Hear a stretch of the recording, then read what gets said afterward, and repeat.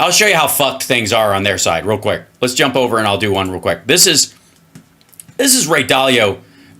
This guy has been a huge China suck up for years. And now he's, I can't tell if he's trying to like fully walk back his China beliefs or whatever. But right now, like he just seems to be sucking up to Trump and them for business purposes, because he's got to go somewhere because his bullshit about China is not playing out. He was one of these people who are like, they're going to eat our lunch. He was one of the kings of China's going to eat our lunch for years. And the All In podcast, one of those, like all these actual billionaires, when Trump went on there and they were all looking at him like, oh, Jesus Christ. So I don't know what they're going to say. Is this how Doge and Trump can solve America's debt crisis? And by the way, I'd love to hear him explain the Chinese debt crisis first and then try to explain this, because motherfucker. I just want to highlight the CBO projection, right? So this is the U.S. government's debt as a percent of the U.S. government's revenue, which you indicate in your book is more important than debt to GDP. You've got to look at the actual revenue being generated by the government and how much debt they have. And yeah, but if you do it year to year, any year you have an emergency, it looks like shit. I'll give you an example. Your house is humming along fine, and everything's all right, and you pay your mortgage, and your house is 5 times what your income is, but you're going to play it out over a long time. You're going to pay it out over a long time, so that's what your strategy is. And then a tornado hits, and your insurance only covers part of it, and you have to get a loan to fix the roof. And if you don't fix the roof, the rest of the building becomes worthless over time, so your entire investment goes away. In the year where you take that on, your debt to GDP ratio looks like shit. And if you go, it's just going to keep going that way because we're going to have a tornado every year, which is not how it works. Then of course it's going to look terrible if that's your pinpoint.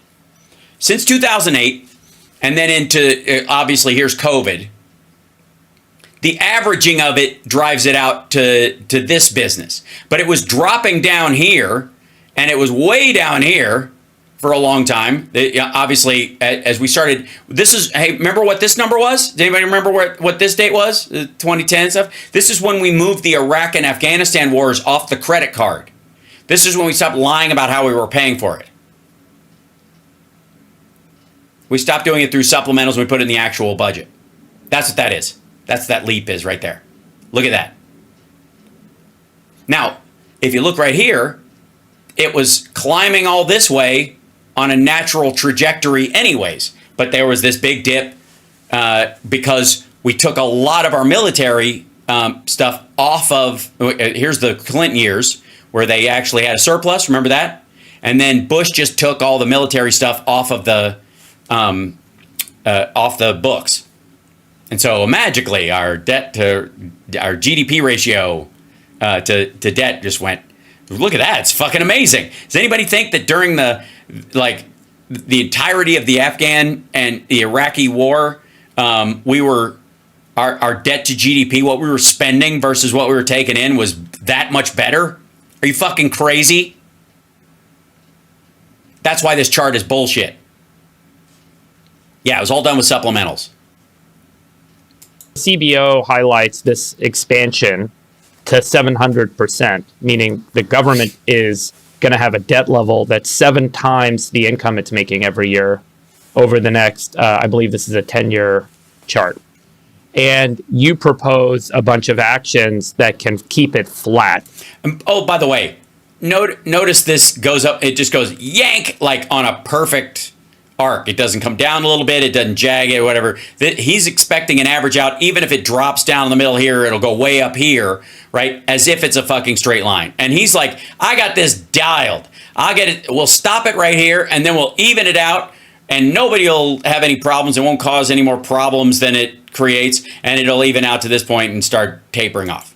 Over the next 10 years. So, number one is, I call it my 3% solution. The solution is you must cut the deficit, which is the equivalent of bonds selling, down to 3% of GDP.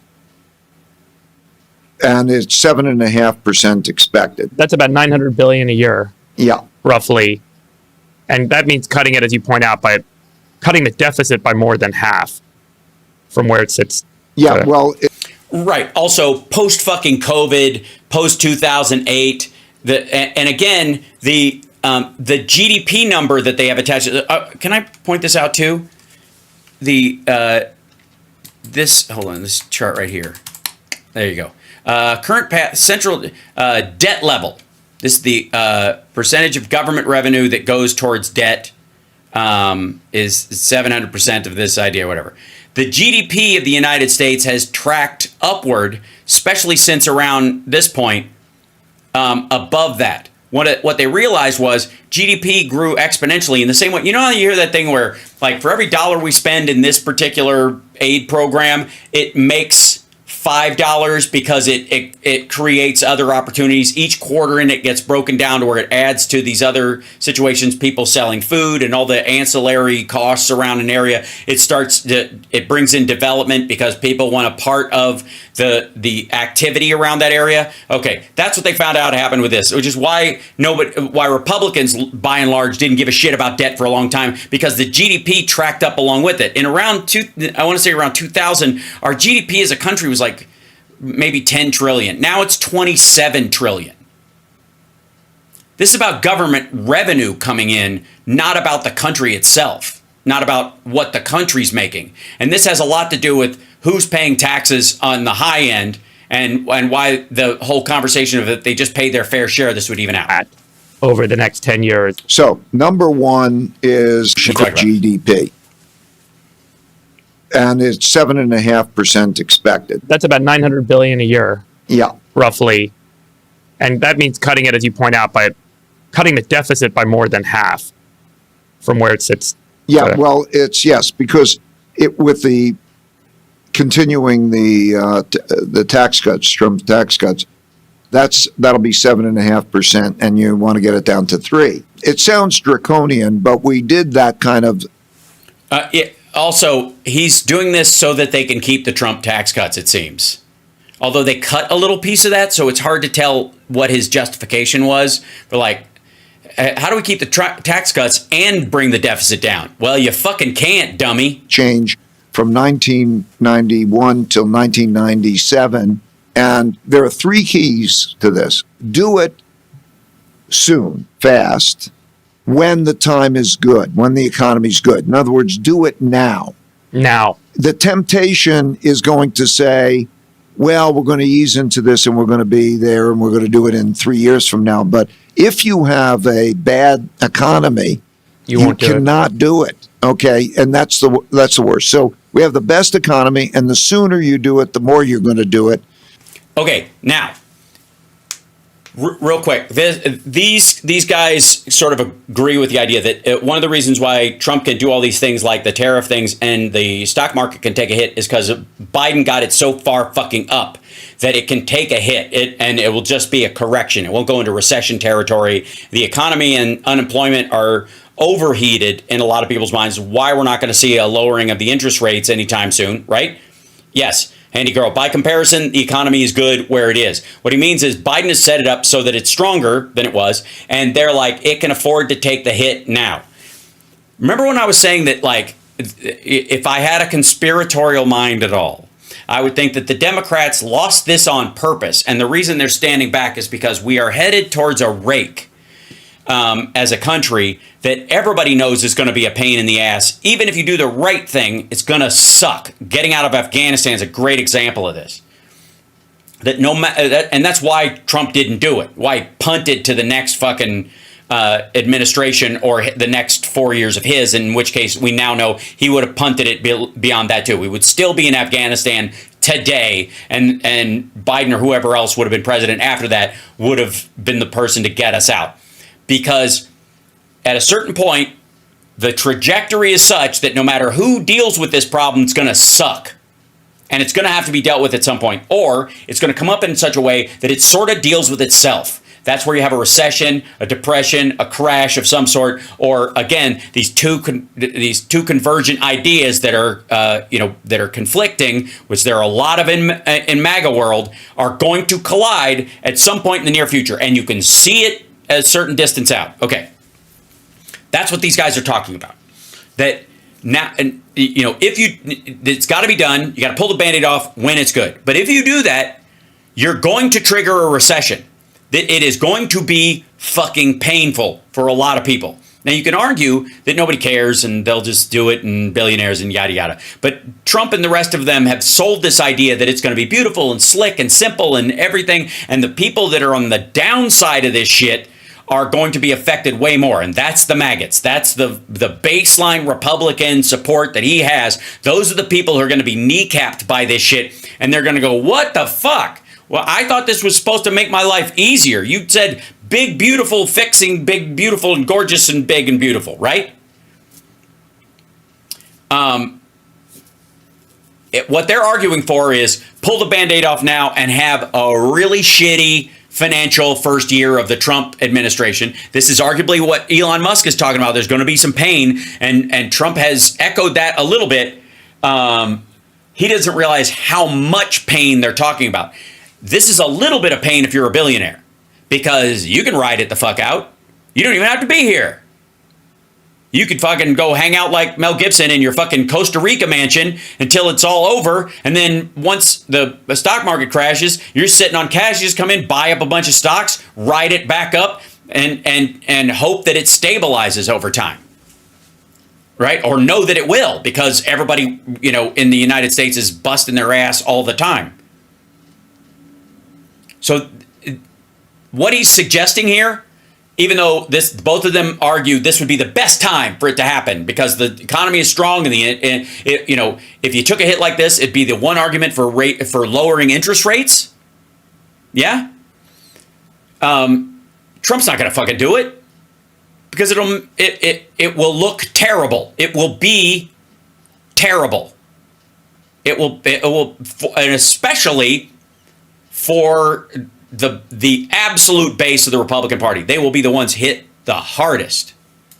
So 3% solution, do it now, and recognize that you have to deliver it. So if you're having, let's say... By the way, I don't think I have ever seen anyone in my entire life who looks like a real-life Mr. Magoo. In all seriousness, I swear to God, I feel like someone on a boardwalk sketched this motherfucker, and that's where we got Mr. Magoo from. Right? It's just me? That's amazing. I don't remember him looking like this. This is Ray Dalio. He was a big China suck-up for a long time. But a lot of people listen to him. I don't know why. That Tommy Bilyeu fuckwad listens to him all the time. Magoo. Cost cuts in government. You have to own the number. So everybody's got to pledge 3%. Now, there'll be arguments as to how to get there. But you have to own the number. So much so that you'd say, if it's not 3%, throw me out of office. And you... Yeah, Trump's going to do that. You can't make it any one thing. Right. And if you'll recall, they shit on Biden for this whole conversation back in the 90s. Remember the whole, they were like, he wanted to cut Medicare, Medicaid, and Social Security. When he was like, look, if we're going to do across-the-board cut, let's do across-the-board cut. You can't say we're doing an across-the-board cut and then pick and fucking choose and only cut shit you like. We're either going to do this fucking cut and we're going to stick to it, or fuck you. Let's go back to talking about the budget like adults. You can't unsee it now. You can't unsee it. Magoo. He just needs glasses. It gets worse every freeze frame. So, does anybody think fucking Trump is going to let this, he's going to take this fucking medicine? But you also have to realize, if you did it spread out. If he would stop squinting, it would be...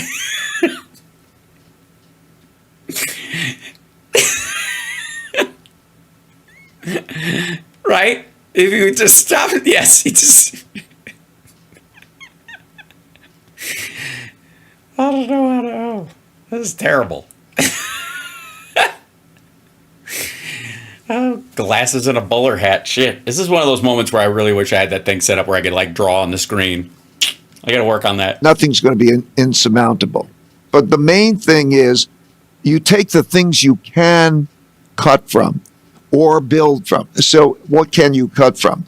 And you look at government expenditures, roughly 70% of government expenditures are you can't cut. Right. So Right. so it comes down to a small percentage that you can cut. But Right. Which is exactly why Elon Musk is rating USAA fucking ID. Okay. That's why. It's not a sign of strength that they're rating USAID. It's not a strength that they're trying to cut, like get people to retire early from the CIA, the FBI, and other organizations. Do you understand? It's a sign of weakness. They know they can't touch the stuff that will actually make a fucking dent. you find out how much can you cut. So the important thing is 3%. The other thing about it is to realize that if you make those moves, the bond market will benefit. You see, this, and so Notice him trying to do the math in his head. Mr. I know exactly how much half of the bond market is right now off the top of my head is going, interest And then rates, interest rates will go down. right, and interest yes, interest rates will go down. Why? Because you've crashed the fucking economy. Because you've triggered a recession. Because you've cranked up unemployment. You have fired large parts of the federal workforce and all that shit. That's why. And the interest rate issue, as much as it's difficult to get money to buy a house and it's expensive or whatever, my parents paid 19 fucking % on their home loan when I was a kid in the 70s. Their house was a lot cheaper because the interest rate was higher. But most people don't live like that anymore. And guys like this, every quarter basis point, you keep hearing, remember that, like half a basis point, quarter basis point. Why does that fucking matter? If I buy a house and I get that house for 6.5% or 6 3/4, there's absolutely a long-term monetary issue for me if I did the math. I'm like, I'm paying another, $25,000 on this house or some shit like that. Okay. Is it meaningful in the long term? Yeah. But it's still within my ability to buy a fucking house. And so that's not going to be a deal breaker for me. Moving up a quarter point from where I was comfortable. Okay. To these guys, it's millions of dollars. That's why they give a shit about these little fudges around it. When the vast majority of us operate more in broad strokes, because it's really about what my monthly payment is like. If I'm going to pay $2,500 a month versus $2,700 a month, that's something I can manage, and I'll just have to do that. But it's still fucking worth it. It's still worth the house versus throwing my money away on rent or whatever. Okay, or losing this spot in the market and being able to, sell the house later because the prices are going up. Okay. That's how we think about it. That's how normal people think about it. That's how people who don't have 65 fucking suburbs they own all at once think about it. These guys are like we could just get him to nudge this down a little bit. I make $180 million tomorrow afternoon. rates going down. Interest rate expense is most important. If the federal government were to cut spending significantly and quickly, the market would naturally react to lower rates. Yes, they would naturally react to lower rates. Pretty neutral language. How would they react to lower rates? Right. I think that is so important for everyone to hear. If you look at my calculations, By the way, you didn't say anything, asshole. Would the market react negatively to lower rates or positively to lower rates? Would the NASDAQ and the Dow act in unity? Would the effect on larger corporations be greater than the effect on smaller businesses? You bet your ass. if you get 100 basis points cut in rates, Listen to this motherfucker. 100 basis points in rates. that's equivalent to significant cutting in spending. So he's right, but if you do that without the other, What he's talking about also is that if you bring down interest rates, then the payment on the debt goes down with it as well. So if we go down from 6% to 3% or something like that, then our debt gets cheaper. And the concern is once it gets too cheap, like it was under Trump, he ran up the bill largely because it was like 0.25%. You'd be stupid not to just that's where you get into the category. All right, chat room, real quick. Conversation. I am not an economist, and I was a relatively shit student in school, but not because I was dumb, but because I was bored easily with the conversation. It moved too slow for me. When you own a piece of property, you own a rental property, let's say you have an apartment building, and you've taken your nest egg, and in a place like Toledo, you went, I could buy a house right now for myself, or I could buy a 4-unit apartment building for a little bit more. I could live in one of the apartments, and I could rent out the other 3, and then I could do my own business or whatever in the sideline of it. And then I would have 3 tenants helping me to pay my bills. And this investment property would grow over time, right? That makes total sense. I don't think anybody thinks of that as some sort of evil Muskian capitalist con. It's just a simple piece of math that somebody has. I live in Cincinnati in a house, or I could go to Toledo and buy a small 4-unit apartment building, live in it, and rent the other 3 because it's the same price as the house. Okay, that's the business part. Okay, now the profit margin that you have to have on that property in those apartments is 4%. You got to have it at 4% because with the cost of insurance and the cost of, whatever the rules are about brooming a bad tenant who lives in there without paying rent and takes it away from you and basically steals a corner of your building from you, or any water damage, all the other stuff that can happen over time, regular maintenance, you're going to have to have 4% over what it costs you to run the place and pay the bills. You need 4% more than that to make it, because within that's somewhere between 2 to 3% of it will be all those ancillary costs. Okay, 4%. Target has a 2% profit margin. An apartment building that you own, if you bought one of these instead of a house, you bought a 4-unit place and you rented out the other 3, you need to make 4% on the place to be able to pay for to maintain it. Not to buy another one and do it again, but just to keep that one, 4%. 4. Okay. If at some point the ability to buy a house, if the interest rate gets below 4%, it was a better idea to buy a house.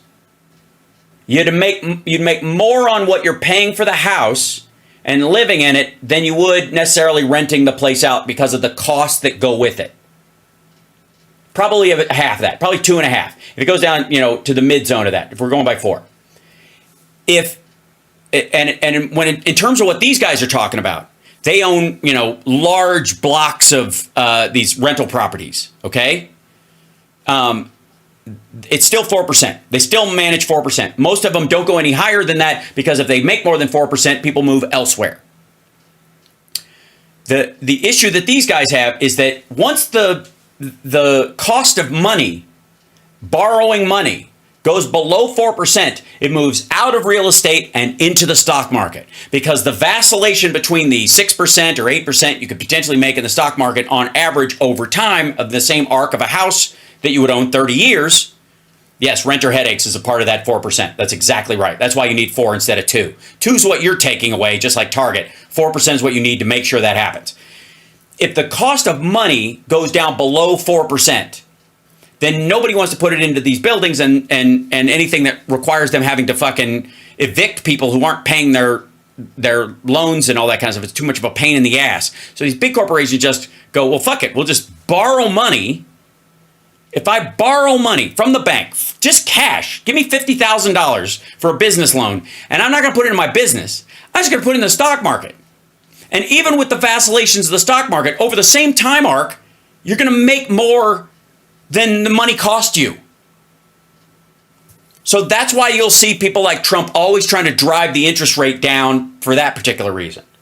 For the rest of us, there's a window where it makes sense, where your investment in your house versus the amount you have, there's a window of how much you make and how much you owe and all that kind of stuff that we stay in that's around there, because that's how societies grow, by demographics and all that kind of stuff, okay? But these guys, specifically, they want the cost of money to be below what they know they can make from it in all kinds of markets, not just the Dow, but in currency exchanges and all this kind of stuff. And if they can, that's one of the reasons why I have so much money in circulation, is because motherfuckers like this, borrowing huge chunks of money to make money off of it and then sitting on it. You sound like David Hochberg. I don't know who that is, but he seems like a very bright guy. So that's why they're talking like this. I just want you to know. You take the house.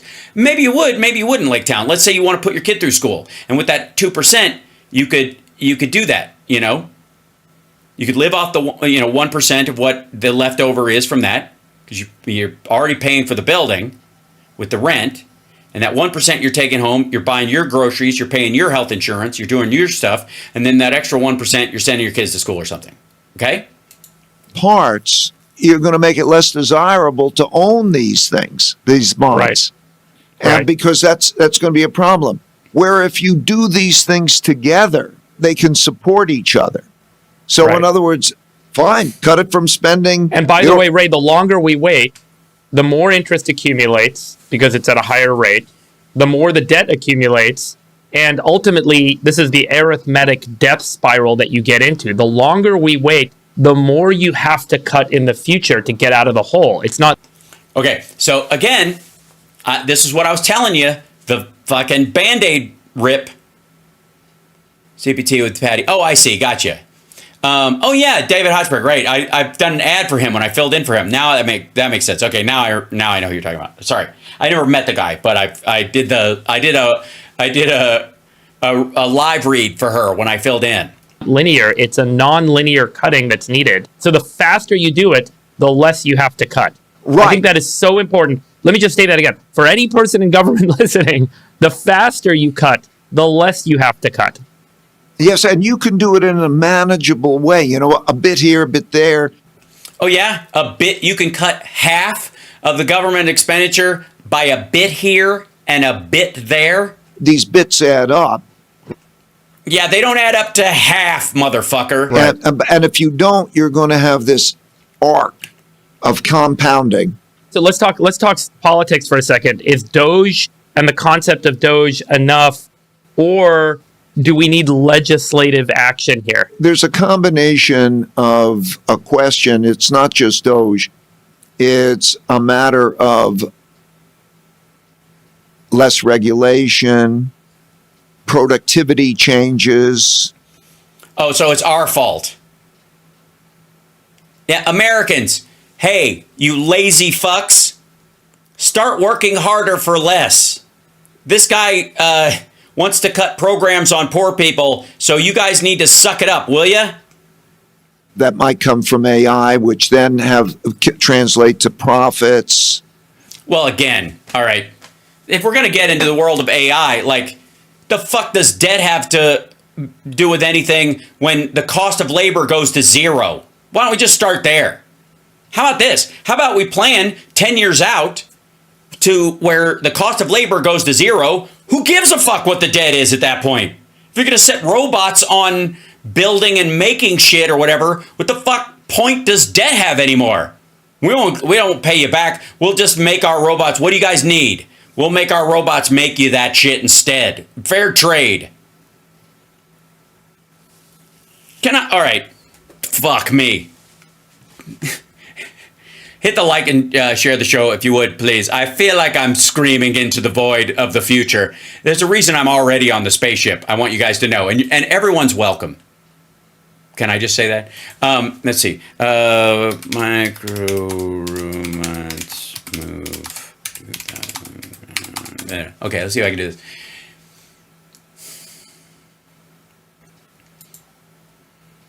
Let me show you something real quick.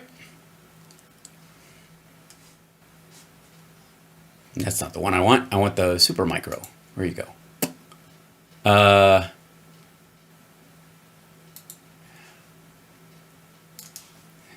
me show you something. Let me show you this little guy. This little guy right here. Isn't he cute? Looks like snot. Looks like electric snot. This is a little robot at Stanford. And when I say little, I mean little. This little tugboat robot can pull 2,000 times its weight like an ant. And if you take a bunch of these things and attach it to a bunch of shit, you could literally change all shipping even across odd terrain. That's where they're going with this. This is a prototype, but it works. And so it's got a little sticker on the bottom of it, and it uses adhesives. And in doing this, it waddles up the adhesive like a snail, and it can pull stuff along. And because it grips better and it's always gripping something, it moves forward. Okay? Welcome to the forklift of the future. It is almost Boston Brian time. I'll throw it his way. If it comes on at the hour point, we could just do this on the regular. But this is their equivalent of it's called a micro tug. Not here, buddy. Micro tug. Macro. So at a certain point, like, why, if you see this kind of productivity change coming, in the first world countries especially, to the point where the cost of labor is going to go to zero, what is the point in trying to solve the debt problem now? Right? What's the point? Arguably, it's like being in a company where you're investing in some big invention, and you're like, well, you got to pay this off. And you're like, well, I'm in the middle of getting my invention. Snarf. I swear to God, there's just, like, maybe his upper lip just smells like cat shit. I don't know what this look is. But I did it in Beavis's voice. There you go. And this is an honest question. Can anybody think of this? Can anybody think of a good reason why you would worry about the debt if you're building towards creating Apple? Let's say, imagine what the debt to income ratio was on Apple with its venture capital and what it was worth, or even when at its worst, when Gil Amelio was running the fucking place. Remember that shit? When Apple was basically over? Do you remember that? If they were like, we got to really just focus on not having any debt at all. We're going to have to pay off our stockholders, and we can't afford to pay dividends, and we just got to fuck it, right? Where would Apple be right now? It wouldn't exist. And it certainly wouldn't be a situation where they're making the products that they make now, right? And by worrying about this part of it, when you know this kind of massive shift is on the horizon, coming, quite frankly, faster than anybody is prepared for, it seems like a waste of time. This has been my feeling about climate change to some degree. That if you're going to make the argument that we're already that the 2 degrees Celsius thing is already passed, and we're not going to, by pulling back, we're not going to be able to solve this, then if you're going through hell, keep going. The idea is that we have to, and I've argued this for a very long time, that when it comes to climate change, we're not going to recycle our way out of it. We are going to innovate our way out of it. And it should be full steam ahead towards innovation. Yeah, same thing with the start of Amazon. Great point, Ken QB. So, effectively, what these guys are really arguing is not, oh my God, we have to solve this debt problem because I'm really concerned about the debt and the debtedness. Because if they looked at America like a business, like they said, with the arc that it exists and how long it could exist and its potential earnings in the future, which is, with AI added to it, something in the order of 15 trillion over the next 10 years added to the GDP on top of what we already make, then it sounds like these guys are just arguing for ways they can make money until the party stops, until money no longer is a thing. In which case they'll already have their fucking hollowed out mountain Ayn Rand, Denver, Colorado. Obviously, it will be in the Denver airport. That might be capital gains profits. They might be profits and all of that. And so, but it really, when I look at it, it looks. You know what? He just said it's taking some people's capital gains profits as taxing doesn't sound as good as when he just fucking let it slip out of his mouth. So now he's looking around. It looks very tough. But there's also, revenue, also tariffs produce revenue. So, But yeah, people think on the tariffs, people don't think of taxes as inflation, but taxes are inflation. Right. Because it costs you more. So. Right. And tariffs are a tax on incoming goods. The real question, So it's inflationary. What? No. What the fuck? Why do you get to just drop that and walk, just contradict your whole fucking point and then just stumble past it? What?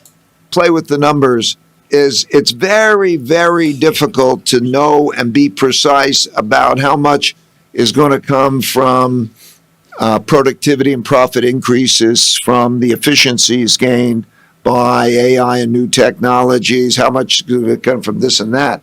We don't honestly know. Thanks, buddy. Great. Well, then the argument would be, is it zero? No. Is it the potential for 100%? Yes. Can we move towards 100%? Absolutely. How do we do that? By full commitment. Does full commitment mean drawing down the debt in the process? No. Then shut the fuck up. Man. But the important thing is we're at the edge, and not to make it a crapshoot. So, right. and to get the edge of what? Number must be 3%. And so you should have a clear passage to that 3% number. Okay. Did you guys hear in that whole thing why there should be a clear passage to that 3%? I think I make the argument that, fuck it, I don't give a shit if it goes to 10%. If it ends up leveling off at the fact where we have such technological advances that all the hard jobs are done and we can use productivity as a way of paying off the debt instead of kicking food out of poor people's mouths because we might be starving the next Einstein because we don't want to give school lunches. The fuck out of here. Oh, God. It's a crap. That's funny, Laney. Yeah, he picked 3% cutizen because cutizen. I'm going to go with cute. I think that's better. He picked 3% because it's half a 7, which is where he thinks it's going. They just think 3.5, and on the lower end, just do it at 3. And 2% inflation is normal, so 1% over that. It's fucking. I mean, they might as well be throwing fucking darts at a board. What if we ate trees? It's a good question. We'd be beavers.